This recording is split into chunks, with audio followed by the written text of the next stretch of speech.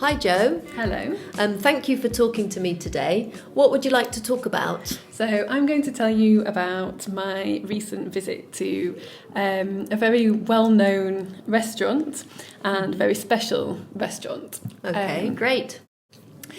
It's called Al Sierra Can Roca and it's in Girona in Spain.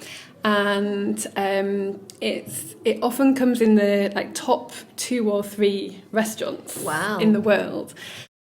And I went last week, and well, the first thing that was exciting for us was to even get a table, because we booked a year ago, and we had to go. You have to go because you can book a year in advance, so you have to go online at 1 minute to midnight a year before you think you could go, and keep refreshing the page until places become available and just go immediately and get the table.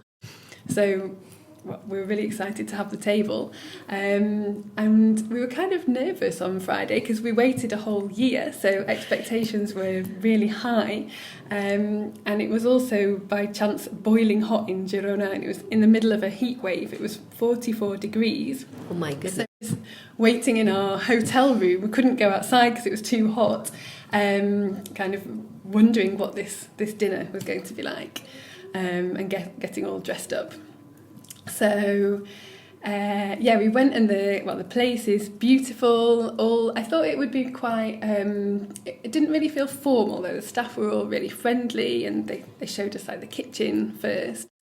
And it's amazing because no one is stressed in the kitchen, or they did a good job of pretending that they weren't. And they were making amazing things. It looked like Charlie and the Chocolate Factory for adults. All these little olive trees with amazing olive kind of confections hanging from them. And the whole thing was amazing. A once in the lifetime experience of lots of different courses of tiny, beautiful, surprising things. What was the best dish? It was all amazing, but I think the best thing for me was one of the desserts. I had a sheep themed pudding. Wow! So it was all. So it was like a woolly sheep. It was like candy floss, made with sort of white sugar, like you have at the fair, and that was supposed to represent the wool. And the sound of the spoon on the bowl made the sound of the bell on the sheep in the field. And then separately, I had this thing to smell that smelt of wool. So I was eating this sheep wool and smelling the smell of wool at the same time, which it sounds really weird, but it was actually delicious.